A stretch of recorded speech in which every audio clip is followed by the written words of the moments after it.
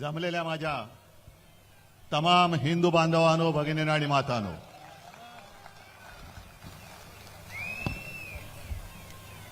निवडणुकीच्या निकालानंतर पहिल्यांदाच आपण असे समोरासमोर भेटतो आहोत. आजपर्यंत 23 जानेवारी हा शिवसेना प्रमुखांचा, हिंदू हृदय सम्राटांचा जन्मदिवस आपण षण्मुखानंद हॉलमध्ये करत होतो. पण 2 महिन्यापूर्वी जो काही निवडणुकांचा निकाल लागला, मला तर काय पटलेलं नाही. तुम्हाला पटलाय का? आणि मध्ये अब्दाली येऊन गेले. कोण? अमित शहा. आणि त्यांनी सांगितलं की महाराष्ट्रातला हा विजय उद्धव ठाकरेंना त्यांची जागा दाखवणार आहे. ठीक आहे अमित शहाजी, जखमी वाघ काय असतो आणि त्याचा पंजा काय करतो ते तुम्हाला येत्या भविष्यात दिसेल. मराठी माणसाच्या नादी लागू नका. जिथे औरंगजेबाला झुकवलं तिकडे अमित शहा काय कोणती झाड की पत्ती आहे. पण मी मुद्दामून आज ही जाहीर सभा घेतली कारण एकदा कळू तरी द्या माझ्यासोबत आहेत तरी कोण, किती लोक राहिलेत. पहिलं मी तुम्हाला विचारतोय, तुमचा सगळ्यांचा माझ्यावरती विश्वास आहे की नाही? कारण अमित शहा, तुम्ही माझी जागा ठरवू शकत नाही. माझी जागा ठरवणारी ही माझी अस्सल शिवसेना प्रमुखांनी दिलेली वडिलोपार्जित संपत्ती आहे. आणि जे शिवसेना प्रमुख बोलायचे की जोपर्यंत तुम्ही शिवसैनिक आहात तोपर्यंत मी शिवसेना प्रमुख आहे, तेच मी सांगतोय की जोपर्यंत तुम्ही शिवसैनिक आहात तोपर्यंत मी तुमचा पक्षप्रमुख आहे. गद्दारांनी वार केले तर उद्धव ठाकरे संपणार नाही. गद्दारांना गाडूनच मी संपेन. पण ज्या दिवशी माझा एक जरी निष्ठावंत शिवसैनिक बोलला, उद्धव तू बाळासाहेबांचे विचार सोडलेस, बाजूला हो, त्या क्षणी जसं मी मुख्यमंत्रीपद सोडलं तसं मी माझं पक्षप्रमुख पद सोडल्याशिवाय राहणार नाही. आणि मला खात्री आहे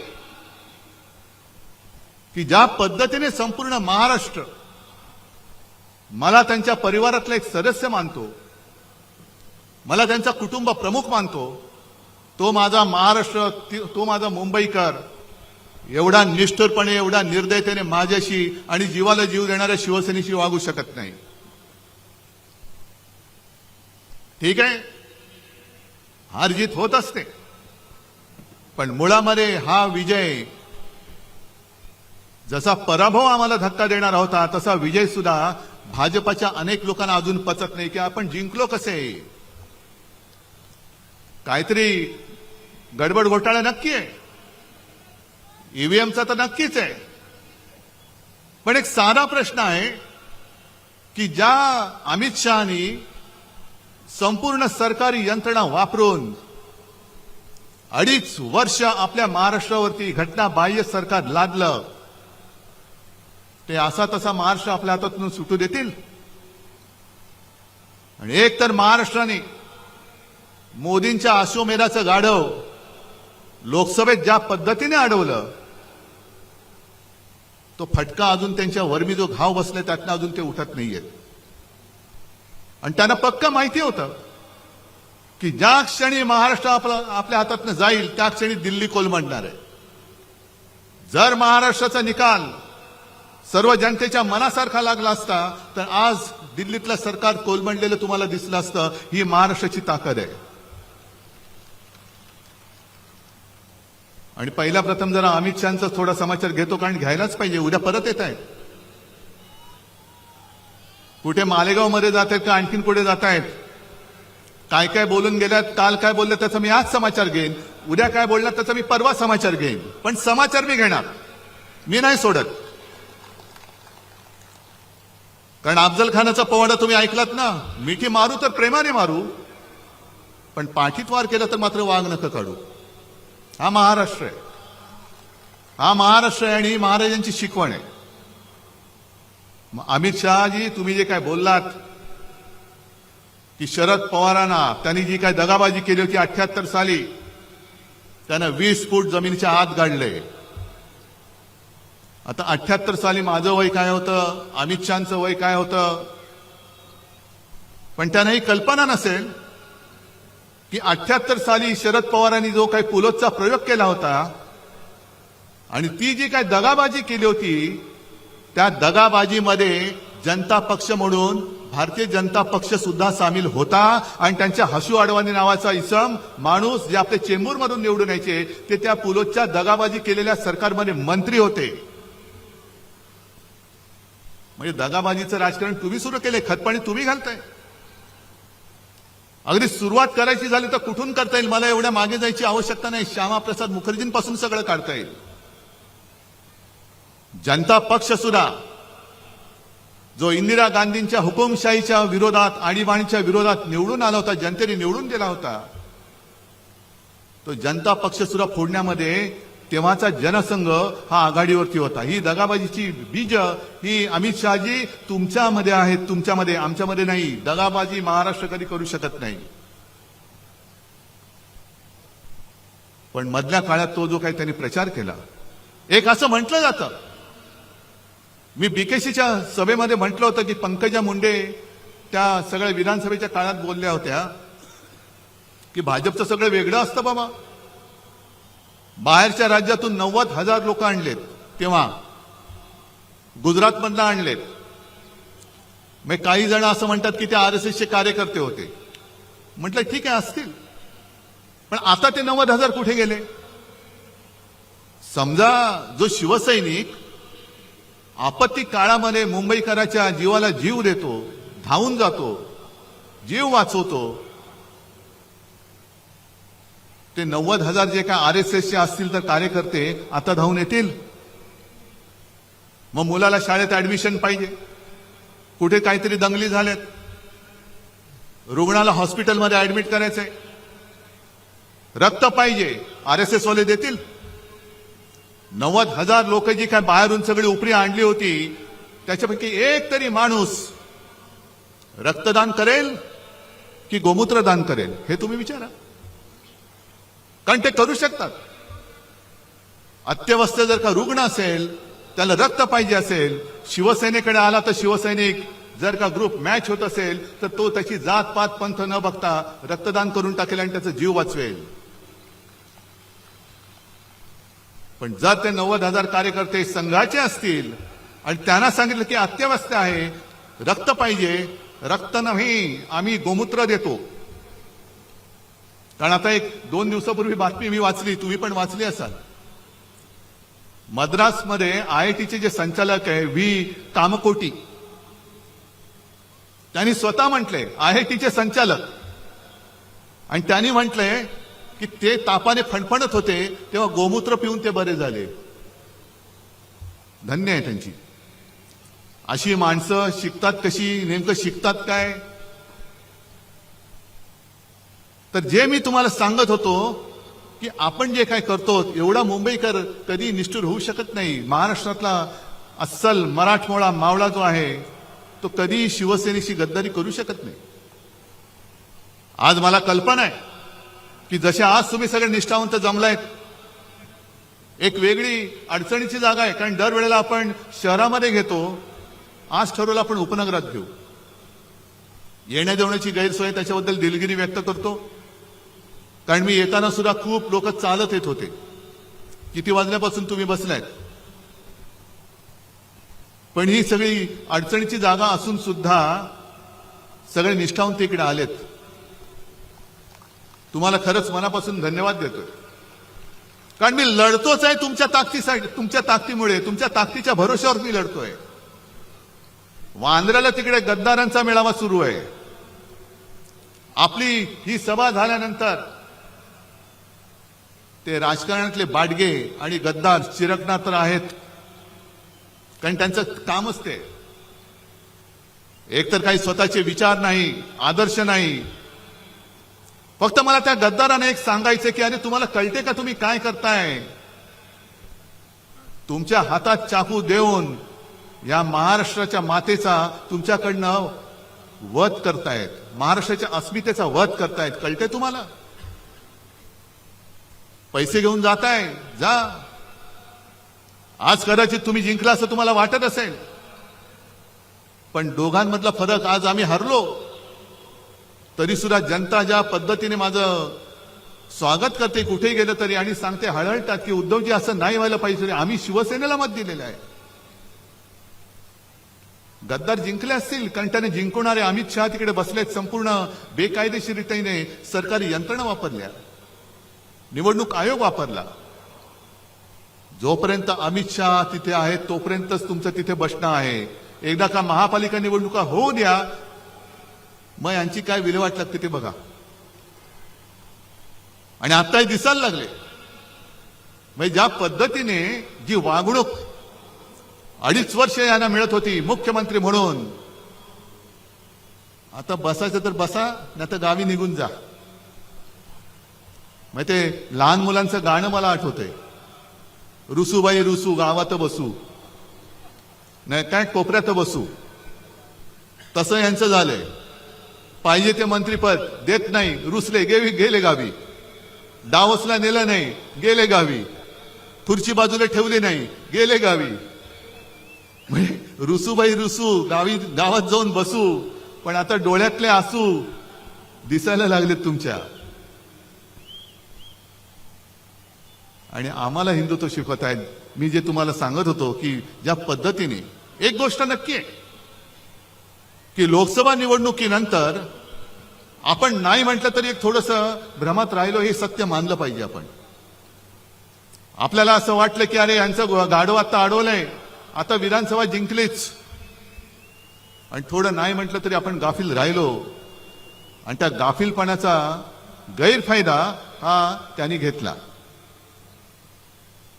पण त्या काळामध्ये त्यांनी जो काही एक अपप्रचार केला, म्हणजे मी नेहमी जे बोलतो, लोकसभा आणि महाराष्ट्राच्या विधानसभेच्या वेळेला मी जमलेल्या माझ्या तमाम हिंदू बांधवांनो, भगिनींनो आणि मातांनो हे बोलायच्या ऐवजी मी जमलेल्या माझ्या तमाम देशभक्त बांधवांनो, भगिनींनो आणि मातांनो आणि महाराष्ट्रप्रेमी बांधवांनो, भगिनींनो आणि मातांनो बोलत होतो. काय चूक आहे त्याच्यात? काय हिंदू देशप्रेमी नाहीये? काय हिंदू महाराष्ट्र भक्त नाहीये? आम्ही मराठी आहोत, पण आम्ही सुद्धा हिंदूच आहोत. पण ह्यांनी जो काय घरोघरामध्ये जाऊन प्रचार केला की उद्धव ठाकरेंनी हिंदुत्व सोडलं, काय मी सोडलं? तुम्हाला जर का वाटत असेल सांगा मला की होय तुम्ही हिंदुत्व सोडलं, सांगा तुम्ही मला. उलटा अनिल देसाईंना विचारा, अनिल देसाईंच्या सभेमध्ये ती चिता कॅम्पमध्ये सभा घेतली होती, अशीच गर्दी उसळली होती, चौफेर गर्दी होती. 90% जास्त लोक तिकडे मुसलमान होते. आणि साहजिकच मी हिंदीमध्ये भाषण केलं, आणि त्या भाषणात मी त्या तमाम मुसलमानांना विचारलं की क्या आपको लगता है मैंने हिंदुत्व छोड़ा है? त्यांनी सांगितलं नाही. आणि मग मी पुढचा प्रश्न विचारला, मग माझं हिंदुत्व तुम्हाला मान्य आहे की नाही? आणि त्यांनी सगळ्यांनी हात वर करून सांगितलं की आम्हाला मान्य आहे, आम्हाला मान्य आहे. कुठे सोडलं मी हिंदुत्व? एक कुठेतरी बातमी छापून आणली त्यांनी, आणि उद्धव ठाकरेंनी 92-93 साली जे काही घडलं त्याच्याबद्दल माफी मागितली. कधी माफी मागितली? कोणाकडे माफी मागितली?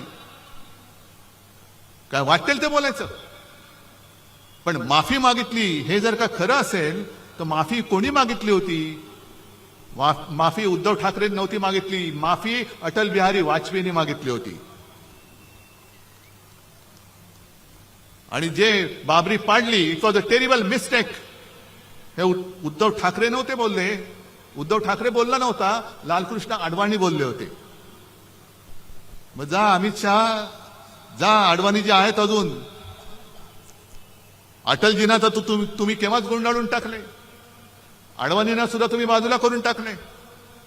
पण माफी मी नव्हती मागितली. नवाज शरीफच्या वाढदिवसाचा केक उद्धव ठाकरेंना नव्हे तर तुमच्या आत्ताच्या नरेंद्रभाई मोदींनी खाल्ला होता. अगदी लहानपणी माझ्या आजूबाजूला मुस्लिम कुटुंब राहायची. ईदच्या दिवशी त्यांच्या घरनं मला जेवण यायचं आणि त्यांच्या ताज्या खाल्लं मी जायचो. हे उद्धव ठाकरे नव्हता म्हणाला, हे नरेंद्र मोदी बोलले होते. किती काढू? माझ्या फोनमध्ये 100च्या वरती फोटो आहेत. सगळे जण टोप्या घालून बसलेत. मोहन भागवत मशिदीमध्ये गेले होते, उद्धव ठाकरे गेलेले नाहीत. आणि दगाबाजीचा तुम्ही जो काही उल्लेख केलात, हिंदुत्व तुम्ही आम्हाला शिकवताय. उद्या 26 जानेवारी आहे, प्रजासत्ताक दिन. आपल्या देशाचा तिरंगा आहे, त्या तिरंग्यामध्ये सुद्धा हिरवा आहे. जो तिरंगा तुम्ही अनेक वर्ष स्वातंत्र्यानंतर सुद्धा तुमच्या कार्यालयावरती लावत नव्हतात. आणि तुम्ही जर का आम्हाला हिंदुत्व शिकवत असाल तर आमचा झेंडा हा छत्रपती शिवरायांचा भगवा आहे, ज्याला डाग लावण्याचा तुम्ही प्रयत्न केलात. आम्ही तर देशप्रेमी मुसलमानांना आमचे मानतोच म्हणून तर ते आमच्या सोबत आलेत. पण देशप्रेमी मुसलमानांनी तुमच्या विरोधात आमचं हिंदुत्व मान्य करून आम्हाला मतदान केलं म्हणून तुमच्या पोटात एवढा जर का पोटशूळ असेल आणि तुम्हाला जर का इस्लामचा आणि सर्व देशप्रेमी मुसलमानांचा सुद्धा द्वेष असेल तर अमित शहाना मी जाहीर आव्हान देतोय, तुम्ही तुमच्या भाजपच्या झेंड्यामधला हिरवा काढून दाखवा.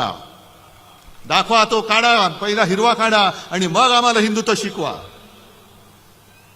आम्हाला हिंदुत्व शिकवायचं.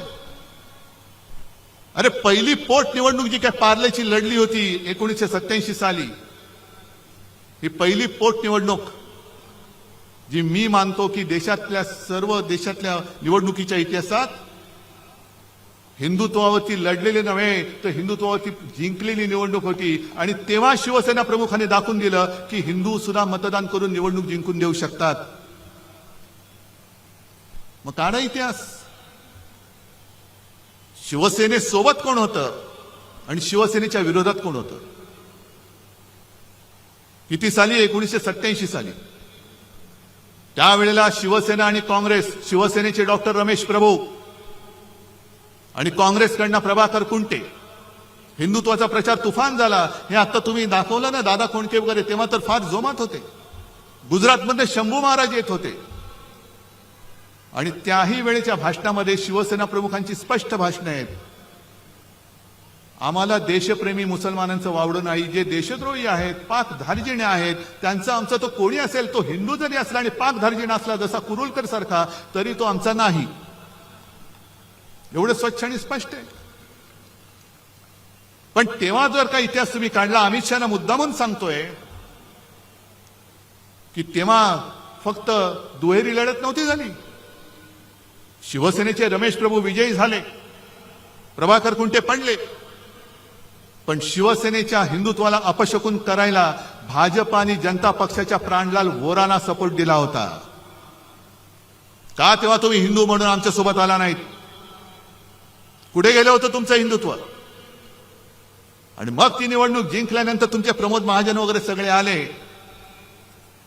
मातोश्रीचे उंबरठे जिजवायला लागलात तुम्ही, कारण तुम्हाला शिवसेनेचा दुरुपयोग करून घ्यायचा होता. हे भाजप काय, RSS काय, हे सगळे असेच आहेत. करणार काही नाही, काड्या लावायच्या, आगी पेटवायच्या, दंगल उसळली की पळून जायचं. बाबरी बाबरी बाबरी म्हणून सगळं माहोल पेटवलं आणि प्रत्यक्ष बाबरी पडल्यानंतर आम्ही नाही त्यातले. ही अशी तुमची नामर्दाची अवलाद आणि तुमच्याकडनं आम्ही हिंदुत्व आणि राष्ट्रत्व शिकू.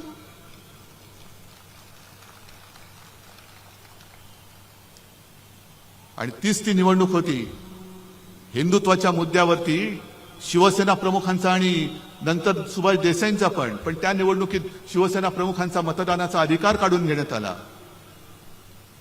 तीच ती निवडणूक होती ज्याच्यामुळे शिवसेना प्रमुखांना आयुष्यात कधी निवडणूक लढणारच नव्हते, पण त्यांना निवडणूक लढवण्यापासून 6 वर्ष लांब ठेवण्यात आलं. आणि तो निर्णय अंमलात आणला तेव्हा काँग्रेसचं सरकार नव्हतं, अटल बिहारी वाजपेयींचं सरकार होतं. आणि आज तुम्ही आम्हाला बाळासाहेबांचं प्रेम शिकवताय. हे खरंय की 2000 साली छगन भुजबळ इथले गृहमंत्री असताना त्यांनी शिवसेना प्रमुखांच्या अटकेचा प्रयत्न केला होता.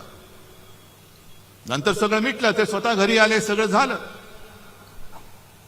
पण ते जेव्हा अटक करायला निघाले होते तेव्हा अडवाणी, जर मी विसरलो नसेल तर देशाचे उपपंतप्रधान होते, गृहमंत्री होते आणि शिवसेना प्रमुखांना जर अटक केली तर राज्यामध्ये आगडोंब उसळेल. तो उसळू नये म्हणून त्यांनी सीमा सुरक्षा दल किंवा केंद्रीय राखीव दल जे आहे ते शिवसेना प्रमुखांनी त्यांना अटक झाली तर दंगल उसळली तर बंदोबस्त करायला भाजप सरकारने महाराष्ट्रात पाठवलं होतं. हे तुमचं बाळासाहेबांचं प्रेम. टाळायची झाली तर तुमची साल्टी खूप टाळता येतील. एवढी साल्टी निघतील की तुम्ही गावात फिरायच्या लायकीचे राहणार नाही. त्याच्यामुळे तुम्ही आमच्या अंगावर येण्याचा प्रयत्न करू नका. आज 23 जानेवारी आहे, काल 22 जानेवारी होता. बरोबर 1 वर्षापूर्वी अयोध्येच्या मंदिराचं लोकार्पण करण्यात आलं. अरविंद, मला वाटतं तुम्ही काल परवा जाऊन आलात, अजूनही त्या मंदिराचं बांधकामच पूर्ण झालेलं नाहीये. आणि काय उन्माद चढलाय, जय श्रीराम जय श्रीराम जय श्रीराम. अहो, तेव्हा जर का शिवसैनिक उतरले नसते तर तुम्ही नसतातच, ते सोडा. पण जय श्रीराम जसं आम्ही बोलतो, आम्ही हिंदूच आहोत, पण आम्ही जसं जय श्रीराम बोलतो तसं तुम्हाला सुद्धा जय शिवराय बोलावंच लागेल. महाराष्ट्रामध्ये तुम्हाला जय शिवाजी जय भवानी बोलावंच लागेल. तुम्ही म्हणाल हे काय जय श्रीराम पुरे नाही. जसं जय हिंद नंतर जय महाराष्ट्र बोलतो तसं जय श्रीराम नंतर जय शिवराय बोललाच पाहिजे. कारण प्रभू श्रीराम कधी होऊन गेले, त्यांच्या जन्मभूमीवरनं वाद झाला, पुन्हा मंदिर बांधलं, त्यांनी राक्षस मारले होते, रामराज्य आणलं होतं. पण आमचं दैवत छत्रपती शिवाजी महाराज जर का जन्माला आले नसते तर मोदी काय अमित शहा काय कोणीच जय श्रीराम बोलू शकलं नसतं. म्हणून पहिलं त्यांचा जय जयकार करा आणि मग जय श्रीराम बोला. महाराष्ट्रामध्ये तरी मी जय शिवराय आणि जय श्रीरामच बोलणार. कारण आम्ही भाजपसारखे कृतज्ञ नाही होत.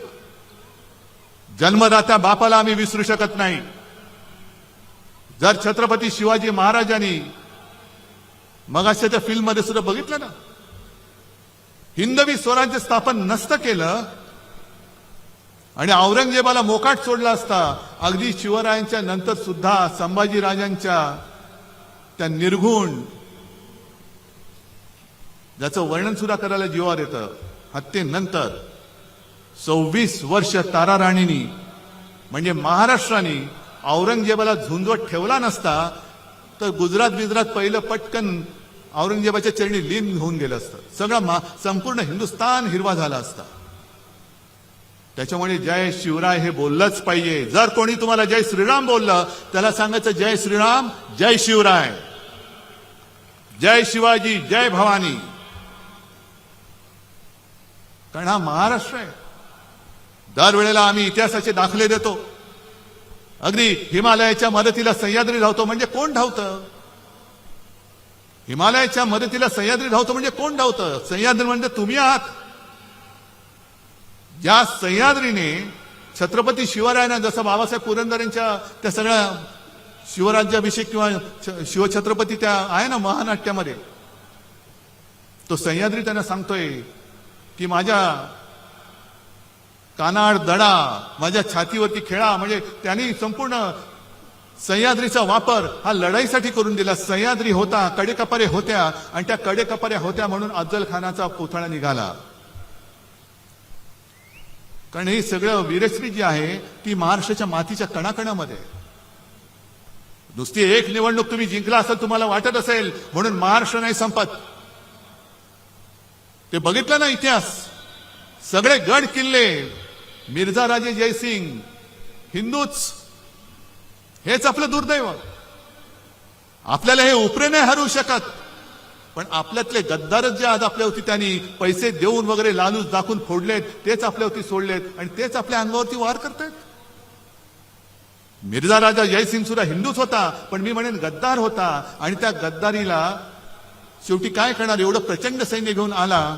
छत्रपती शिवाजी महाराजांना सुद्धा आग्र्याला जावं लागलं. सगळ्यांना वाटलं असेल अगदी तेव्हा जर का गोदी मीडिया असता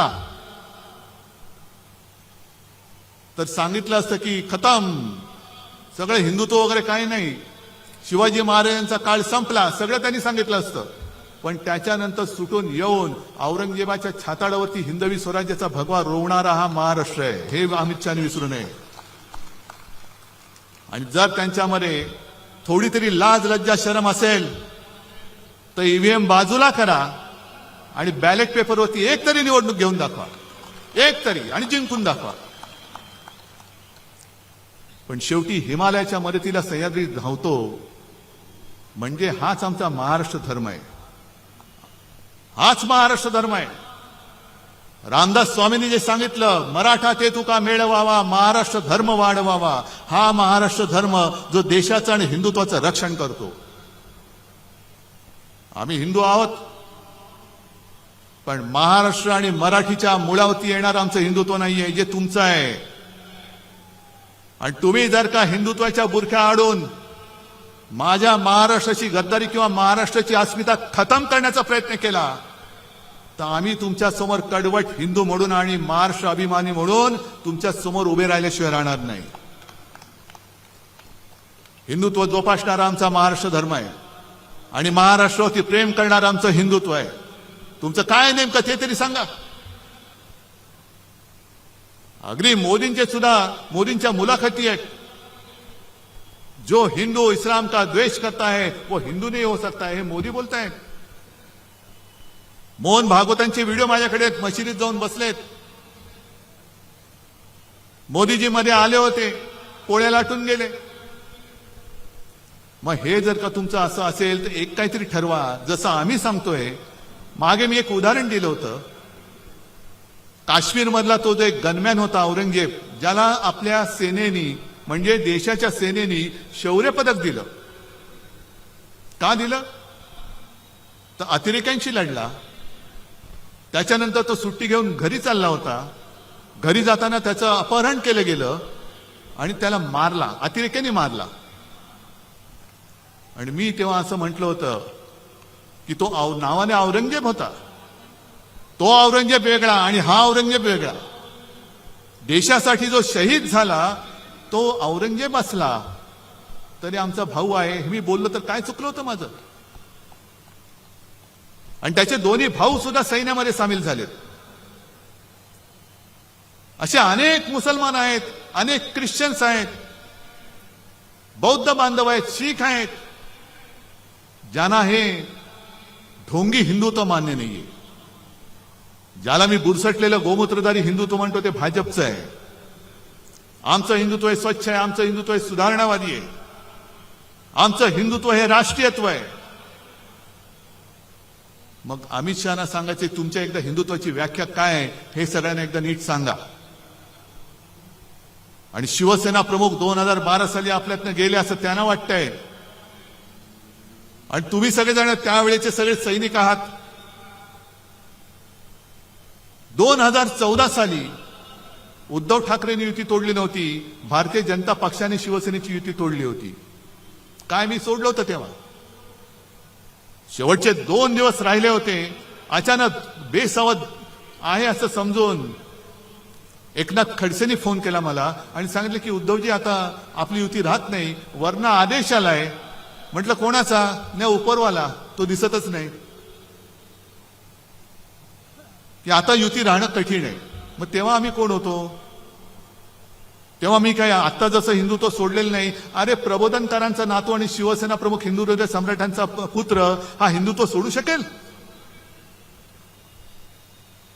पण जसं मी हिंदू अभिमानी आहे तसाच मी माझ्या मातृभाषेचा, महाराष्ट्राचा आणि मराठीचा सुद्धा अभिमान आहे, कडवट अभिमानी आहे.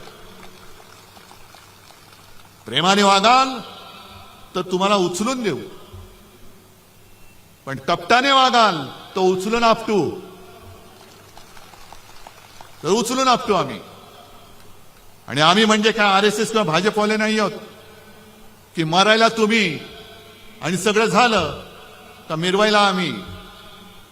अशी शिवसेनेची शिकवण नाहीये. आणि म्हणून आजचा हा जो काही दिवस आहे हा फार महत्वाचा आहे.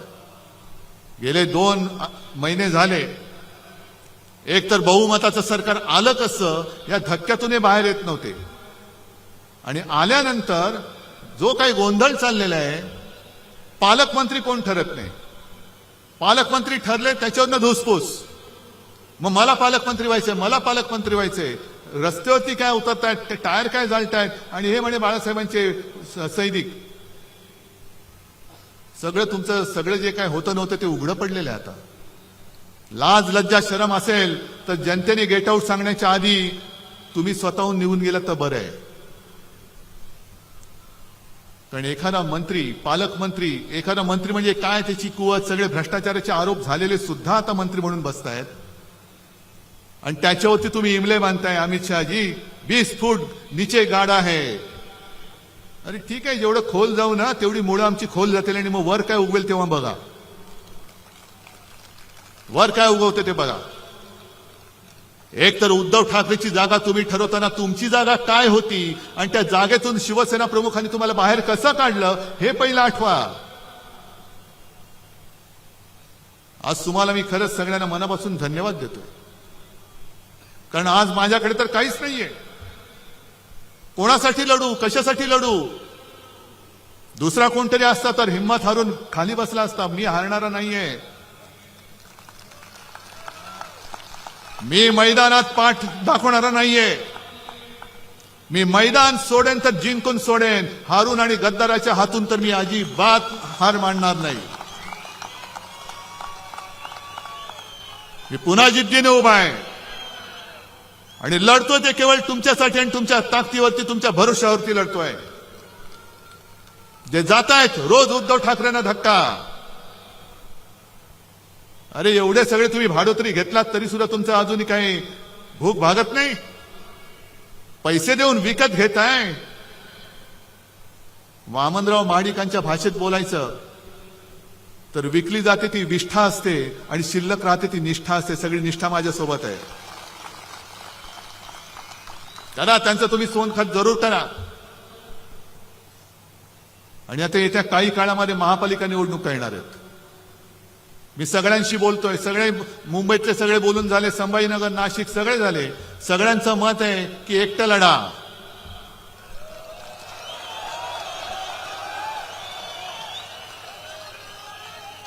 ताकद आहे. अमित शहाना जागा दाखवणार आहात. ठीक आहे, अजून निवडणूक जाहीर झालेली नाही, पण मला तुमची जिद्द बघू द्या, तुमची तयारी बघू द्या. ज्या भ्रमात आपण राहिलो तो पहिला त्या भ्रमातनं बाहेर या. आणि ज्या क्षणी माझी खात्री पटेल आपली तयारी झाले, मी कार्यकर्त्यांच्या मनाप्रमाणे निर्णय घेतल्याशिवाय राहणार नाही. पण या वेळेला मला सूड उगवून पाहिजे. सूड, सूड आणि सूड. होय, सूड. जो महाराष्ट्राच्या पाठीत वार करतो, जो मराठी आईच्या कुशीवरती वार करतो, तो गद्दार आणि त्या गद्दाराचा वरद हस्त मला महाराष्ट्रामध्ये दिसता कामा नये. आणि जर तुम्ही सगळे शपथ घेऊन सांगत असाल तर जेव्हा वेळ येईल तेव्हा मी एकटा लढण्याचा निर्णय नक्की घेतल्याशिवाय राहणार नाही. आज परत एकदा सगळ्यांना धन्यवाद देतो आणि अमित शहाना सांगतो की जास्त आमच्या नादी लागू नका. आज थोडंसं नुसतं ट्रेलर दाखवलंय. जेवढे अंगावर याल तेवढे वळ घेऊन दिल्लीला परत जाल. सगळ्यांना धन्यवाद देतो. जय हिंद, जय महाराष्ट्र.